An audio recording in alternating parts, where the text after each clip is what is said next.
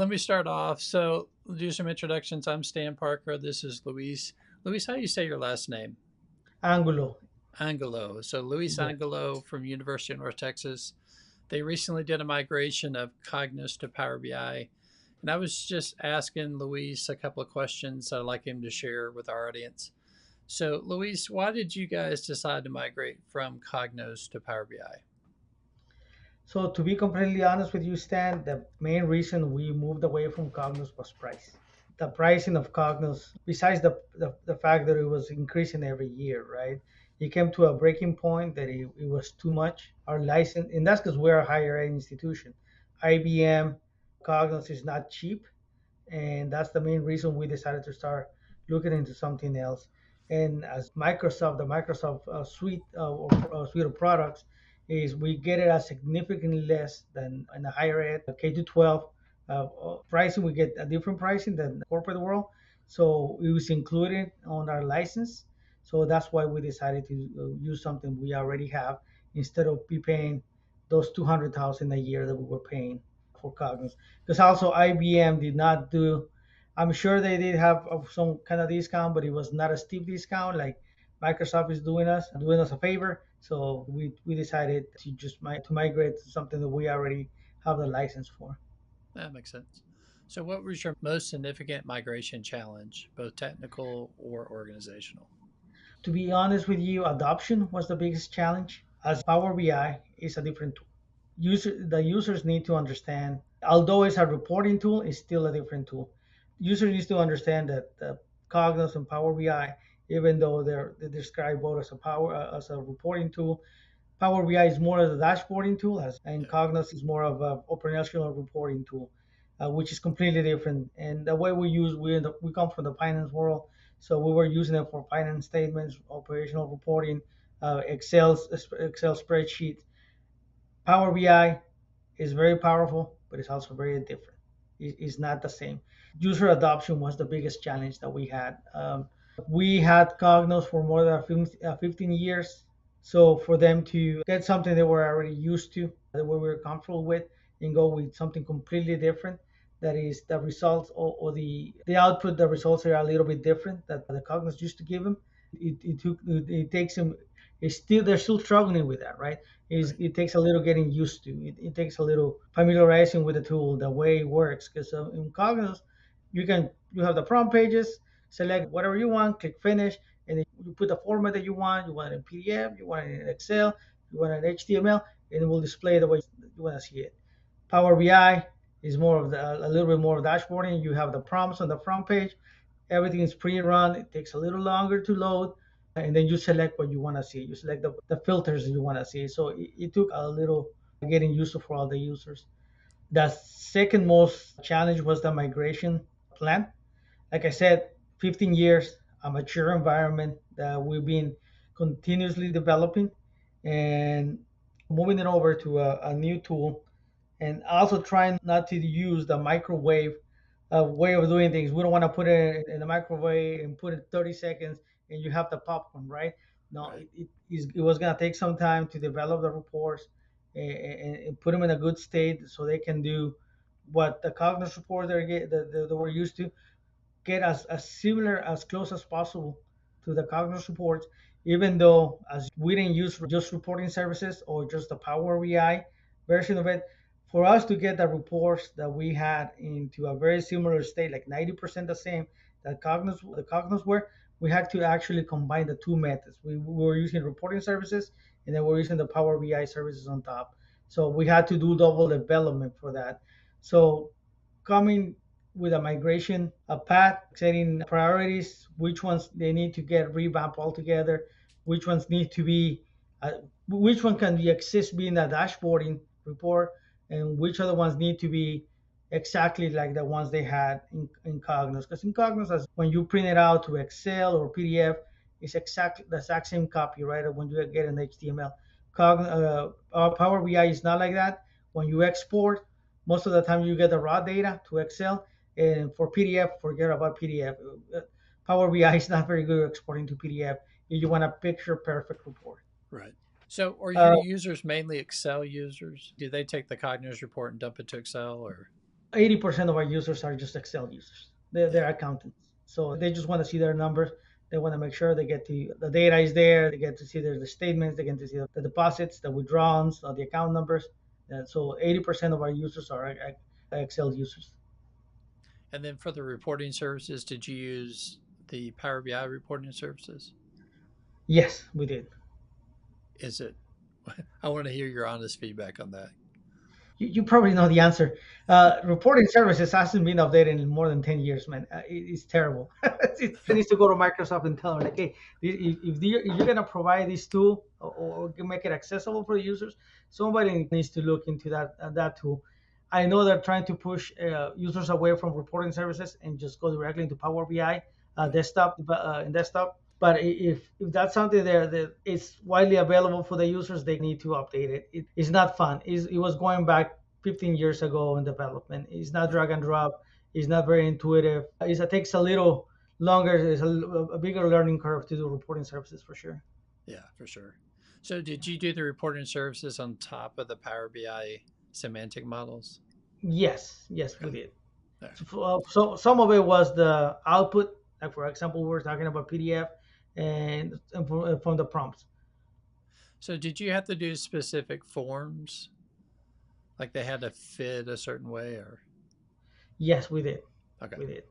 For a few select reports, you cannot do that for everything because Right. you're gonna, yeah, the devil's in the details, right? The more details, the more picture perfect that you want, the more details you put in the report, the longer it's gonna take you. Not only that, when you're making changes, there's more places that you need to make the modifications. Yes, you can add a lot of bells and whistles, but the maintenance of it can become a lot. Yeah. Any Yeah. benefits or drawbacks from the migration? So the benefits is like we said, the price, right? It's included in the Microsoft suite of the what we have, so we didn't have to pay extra, even though we found out that we needed to go to Microsoft Fiber to get more bandwidth or more storage in the reports, because a lot of those reports that we had, especially the state reports, they used a lot of data. So we were using more than the 1 gig that is allocated for the public license. So we needed to go to the pro license, and after you use so many pro licenses, you need to go to the Fabric license, right? So we ended up having to go to the Fabric license because it was cheaper that way instead of just buying pro license per user, Right. because we have thousands of users, right? So we don't want to buy 1,000 pro licenses. We just get the Fabric, and that includes the enterprise Fabric, and that includes everybody. So we are paying for that, but even then, it's minuscule compared to what we're paying in Cognos. I think we're paying, I don't know the specifics, but I want to tell you that we're probably paying about 10 to 15% of what we were paying for Cognos. Okay. Are So you we're doing the making a huge saving. Yeah, per Fabric is, capacity? yeah, premium capacity, which is the Yeah. new Fabric. That's Okay. what they call it now. Yeah. Another benefit is workforce, right? There's a lot more people that know how to develop Power BI than Cognos. And Yeah. also it's cheaper because it's more available. Like I said, Microsoft is around the world. IBM Cognos was a very specific group that has that the skill set. And don't get me wrong, Cognos is very powerful, but it also takes a little longer to train your people and your staff. Also, Drawbacks? another positive of Power BI is you just want a quick dashboard, drag and drop, man. You use desktop Power BI services, drag and drop. You can put it together very quickly, and you can have a quick dashboard. You can put it together very easily. Drawbacks that we had, like I said, the biggest drawback was the mature environment. It's 15 plus years that we developed those reports. And not only that, we were constantly updating those reports. Our users said, hey, it will be nice to have this. Hey, it will be nice to do an expand, and it will give you the actual versus budget. Okay, we added that, and we kept adding to those reports year after year. So it was something that it took a while to develop, a while to put together. And so taking that away from the users and just going to a dashboarding environment tool, it was very different for them. It took them a little while. Like I mentioned before, changing the mindset of the users is a different tool.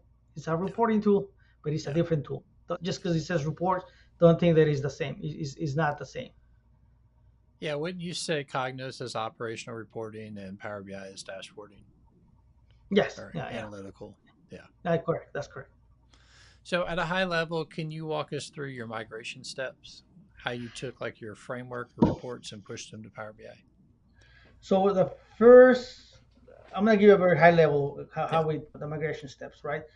First, we needed to identify what reports needed to be migrated, right? We don't want to migrate everything.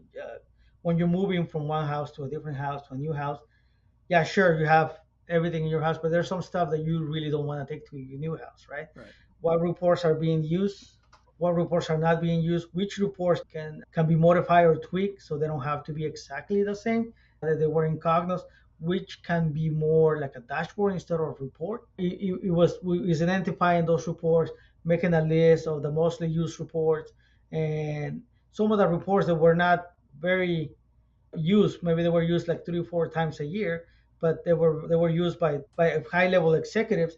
You need to make sure that you also migrate those, right? And those are very important, but even though they're not used very often, you just need to make sure that you don't leave it behind.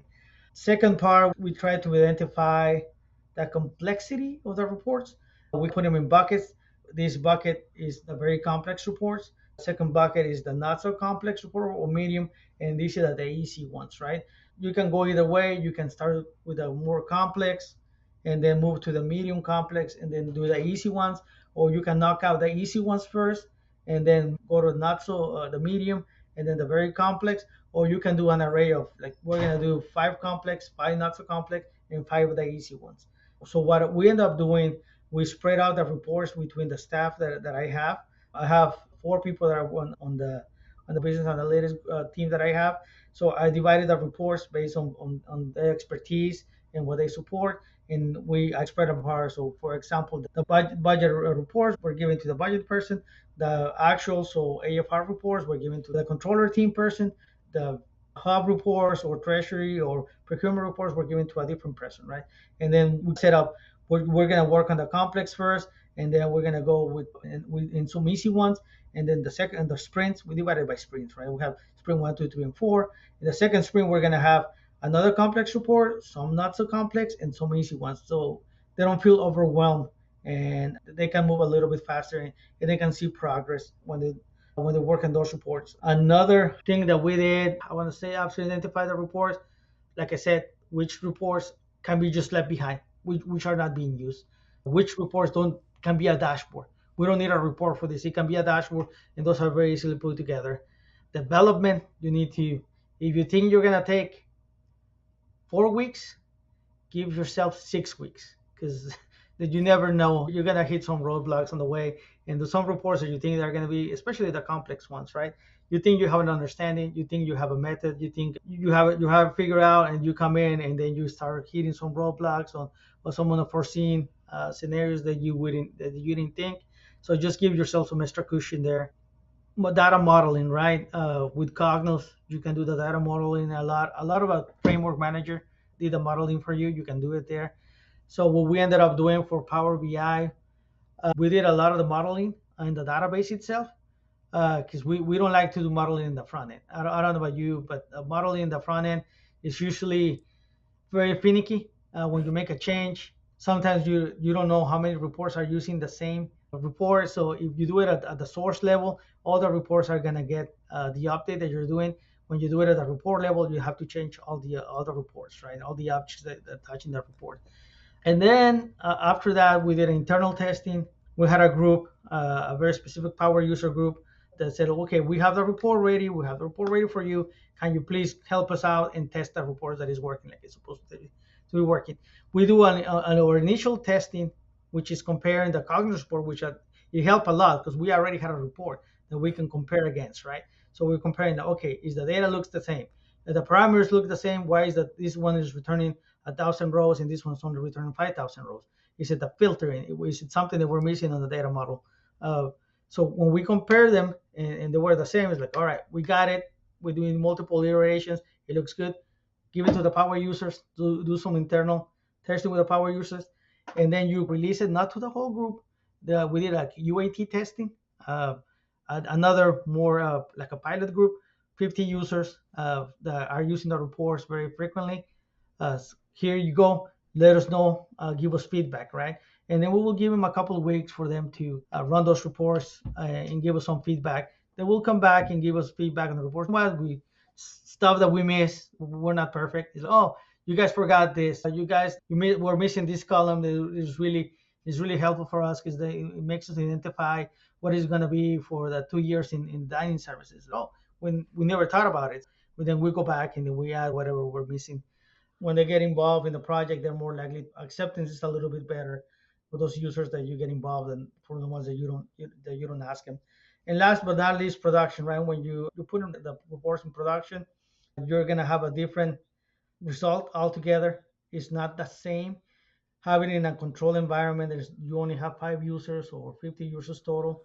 When you have 2,000 users running the reports at the same time, it required a little bit of tweaking. That's when we found out about that we didn't have enough bandwidth or enough. We had to go to premium, and then from premium to fabric because we didn't have enough memory. We didn't have enough bandwidth for of having more than 20, 30, 40 users running a report at the same time. So Yeah. it's different. Production from test it makes a huge difference. So that was more or less the migrations path that we took.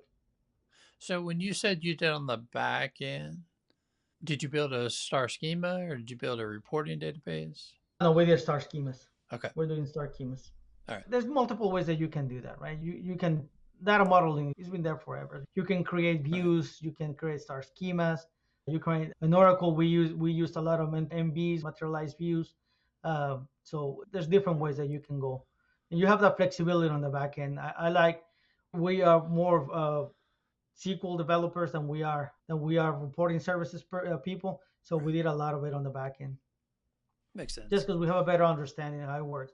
And the simplicity of it was easier, quicker, and faster for us. So when you first started, how long did it take your staff to come up to speed? From beginning to end, I wanna say it took us about 4 months for us to get comfortable Okay. with Power BI, which is not a lot. We tried before Power BI. We tried doing SAS, and SaaS is even a bigger learning curve. And SaaS, there's people they've been on SaaS for more than 2 years, and they still don't understand SaaS very well. We had the advantage that we had Cognos, so we knew a little bit, and Cognos is closer to Power BI than Cognos was closer to SaaS, right? Right. We were able to make that transition a little bit faster. So from we beginning to end, I will say it took us about 4 months to get the people not only trained but comfortable in Power BI. And then how long did it take to convert the reports? Are you still converting? We're still converting. We had more than I want to say about 500 total reports that Okay. we had to convert, and on and all. So we did an initial. It's gonna take us about so from those 500 reports, we trimmed them down to 300 because some of them we combined them and some of them were not used at all. So we had a total depth of about 300, and from those 300, we did even more combining and more trimming and create those into dashboards that will give basically display the same information. We were trimming down to 200. We went from 500 to 250, basically half. So those 250 reports from beginning to end it probably because we're not done yet. We're in the last sprint, the last two sprints. So we're gonna take probably about 2 years to convert all of them. Okay. And then can you give us a breakdown of like easy, medium, hard out of those 250? Like 10% were hard or more? So I want to say about 10% not only were the most commonly run, they were also the hardest. Okay. Maybe a little bit more than that. Maybe about 15%, 15 to 20%. There were about 50 reports that were very complex and very heavily used. And the rest, the rest of the 200 reports, half of them were easy and the other half were medium. And a lot of the medium reports were like a dumbed down iteration of the more complex reports. So basically, they didn't want to see so much data or they didn't want to see so much prompts. They wanted like a kind of condensed information of those reports. Yeah. So are all the reports built on one semantic model or do you have multiple models? We broke it down into 4 different models. Actually, more than that. We have the budgeting and planning. We have the AFR, which is the financial statement model. We have the procurement model, and I'm missing another one, the action model, which is a strategic financial planning model. So we divided those into 4 different models, and each report is workspaces, right? Right. Power BI works on workspaces.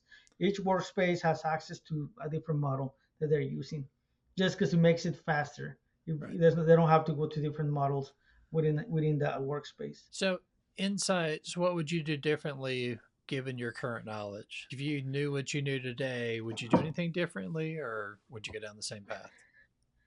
So I will start earlier. Give yourself more time, Okay. right? I wouldn't wait. You're gonna go this path. Don't wait until you can't anymore. Start earlier. Number two, for us, we were when we had Cognos. Basically, our new CFO and our new CIO said, you know what? We're not gonna renew Cognos. You guys have 18 months to move. Like you do whatever you have to do. And then there was no time for evaluation for different tools. We didn't evaluate multiple tools, multiple reporting tools, which is not a problem for us because Power BI is very powerful, but it was more of a problem for the users. Right. They felt that they didn't have a voice. The ones, the soldiers on the ground, the boots on the ground, they didn't have a voice on what tool they were going to use next. So that kind of put a little bit of resistance on the engagement of the project. So I will involve the users as soon as you can. Give yourself extra time if possible, and try to train your staff. Even though I don't know, depending on the tool that you're using, that transition could be quick because Power BI is not as difficult as other tools that there are there. But training is, especially, hopefully, not a lot of people are doing what we're doing because what we're doing is probably not the best. Doing reporting services and then desktop Power BI. So if you're gonna stay in one, don't try to give them the options of two because it becomes a nightmare, a maintenance nightmare. Stick with one and try to just let them know, yeah, it's not where you used to, but it's a different tool and it's not going to be so bad. It will be okay. So, in a perfect world, would you use both if you could afford it? Cognos and Power BI? Yeah. No, just for the fact that we don't have enough resources to maintain both. Okay. You will have to pick or choose whichever. Pick a lane. If you're gonna go Power BI, go fully all in. If you're gonna stay in Cognos, fully stay in Cognos. Having to maintain multiple tools it can become a lot. And I'm saying this because we have been doing it for the last 18 months. Even though we're converting all the Cognos reports to Power BI, we still have to maintain the Cognos reports that we have, and having to go back and forth between the two, it became a lot for the group. Right. So just pick a lane, decide where you're gonna go, and just go all in. Yeah. No, it makes sense. What about artificial intelligence? Have you guys used that to help you learn Power BI? We tried using the AI on Watson on IBM. It was just okay. It wasn't the best. We have heard good things about the capability in Power BI. So far, we have not used it. We're very interested in using that just because it's already included with the premium license. It already comes with. So that will be the next step. Right now, like I said, we haven't finished. After we finish all the migrating all the reports, that's something that we're very interested in, especially nowadays. Everybody's talking AI, AI, AI, right? Right. I know we did a quick demo, or we saw a quick demo of Power BI and AI. It looks interesting. A lot of it, you can just prompt it. You can just ask him, hey, I want to see this data, and immediately creates the dashboard for you. So it looks very cool, but we haven't been able to test it fully. And you're referring to Copilot built into the Copilot, premium yeah, version? Yeah. that's correct. Copilot. So, did your team use ChatGPT to help them learn Power BI? No, we did not use the ChatGPT at all. Okay. So, let me highly encourage anybody watching this, take a look at ChatGPT. Pay the $20 a month because you'll find out that you can do quite a bit. I was like shocked at how well it works, especially when Really? it comes to writing DAX, Power Query, even SQL type stuff. It does an amazing job. Again, you have to understand what you're doing. You have to have context, but from development and understanding, it is a lot easier if you use those tools. So, as a tip for you guys, I would say check into the Chat GPT, the 4.0 model, and I think you'll find that it's very helpful. You're not the first person who says that to us. So we do take a look. Yeah, very cool. Hey, Luis, thank you for your time, but appreciate you doing this. I'm going to hand this to some of our education customers and just to give them an idea. Hey, this is what a real migration looks like. Here's the pluses and minuses. But I appreciate you coming on. Thank you, Stan. I appreciate it anytime. All right, thank you. Have a good one. See ya. You too. Bye bye.